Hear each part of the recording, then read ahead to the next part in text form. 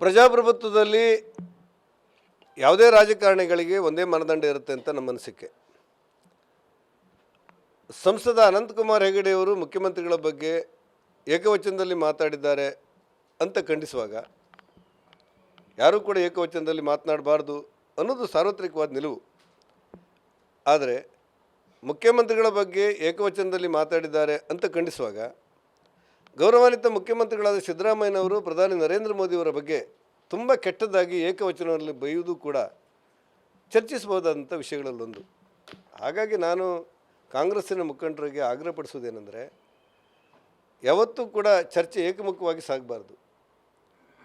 ಅನಂತಕುಮಾರ್ ಹೆಗಡೆಯವರು ಕರ್ನಾಟಕದ ಮುಖ್ಯಮಂತ್ರಿಗಳನ್ನು ಏಕವಚನದಲ್ಲಿ ಮಾತನಾಡಿದ್ದಾರೆ ಅಂತ ನೀವು ಖಂಡಿಸುವಾಗ ಅದರ ಜೊತೆಯಲ್ಲಿ ದೇಶದ ಪ್ರಧಾನಮಂತ್ರಿ ನರೇಂದ್ರ ಮೋದಿಯವರನ್ನ ಏಕವಚನದಲ್ಲಿ ಬೈದಂಥ ಮುಖ್ಯಮಂತ್ರಿಗಳ ನಿಲುವನ್ನು ಕೂಡ ನೀವು ಖಂಡಿಸಿದರೆ ನಿಮ್ಮ ಎರಡೂ ಖಂಡನೆಗಳಿಗೆ ಒಂದು ಗೌರವದ ಅರ್ಥ ಬರುತ್ತೆ. ಆ ಕಾರಣಕ್ಕೆ ನಾನು ಆಗ್ರಹಪಡಿಸ್ತೇನೆ.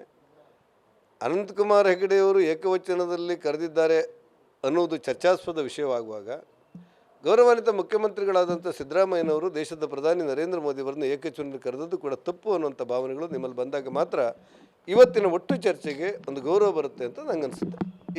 ಈಗ ಚರ್ಚೆ ಇಲ್ಲ. ಮುಖ್ಯಮಂತ್ರಿಗಳು ನೀವೆಲ್ಲ ಗಮನಿಸಿದಂತೆ ಸಿದ್ದರಾಮಯ್ಯನವರು ನರೇಂದ್ರ ಮೋದಿಯವರನ್ನು ಸರ್ಜಿಕಲ್ ಸ್ಟ್ರೈಕಿನ ಬಗ್ಗೆ ಇವರು ಮಾತಾಡ್ತಾರೆ.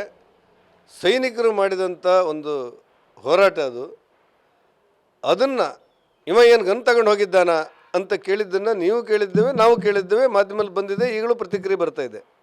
ಹಾಗಾಗಿ ಮುಖ್ಯಮಂತ್ರಿಗಳು ಸಿದ್ದರಾಮಯ್ಯನವರು ಕೂಡ ದೇಶದ ಪ್ರಧಾನಿಯನ್ನು ಏಕವಚನದಲ್ಲಿ ಕರೆಯೋದು ಕೂಡ ತಪ್ಪು ಅನ್ನುವಂಥ ಭಾವನೆಗಳು ನಮ್ಮೆಲ್ಲರಲ್ಲೂ ವ್ಯಕ್ತ ಆಗಬೇಕು. ಅದೇ ರೀತಿ ಅನಂತಕುಮಾರ್ ಹೆಗಡೆಯವರ ಮಾತುಗಳನ್ನು ಖಂಡಿಸುವಾಗ ಮಾನ್ಯ ಸಿದ್ದರಾಮಯ್ಯನವರ ಮಾತುಗಳು ಖಂಡನೆಗೆ ಅರ್ಹ ಆಗ್ತದೆ ಅಂತ ನನ್ನ ಯೋಚನೆ. ಅನುಕ್ಷಣದ ಸುದ್ದಿಗಳಿಗಾಗಿ ವಿಸ್ತಾರ ನ್ಯೂಸ್ ಯೂಟ್ಯೂಬ್ ಚಾನೆಲ್ ಸಬ್ಸ್ಕ್ರೈಬ್ ಮಾಡಿ. ಹೊಸ ಸುದ್ದಿಗಳ ನೋಟಿಫಿಕೇಶನ್ಗಾಗಿ ಬೆಲ್ ಐಕಾನ್ ಕ್ಲಿಕ್ ಮಾಡಿ. ಲೇಟೆಸ್ಟ್ ಅಪ್ಡೇಟ್ಸ್ಗಾಗಿ www.vistaranews.com ವೆಬ್ಸೈಟ್ಗೆ ವಿಸಿಟ್ ಮಾಡಿ. ಅಂಗೈಯಲ್ಲೇ ಜಗತ್ತಿನ ಸುದ್ದಿ ತಿಳಿಯಲು ವಿಸ್ತಾರ ನ್ಯೂಸ್ ಕನ್ನಡ ಆಪ್ ಡೌನ್ಲೋಡ್ ಮಾಡಿ.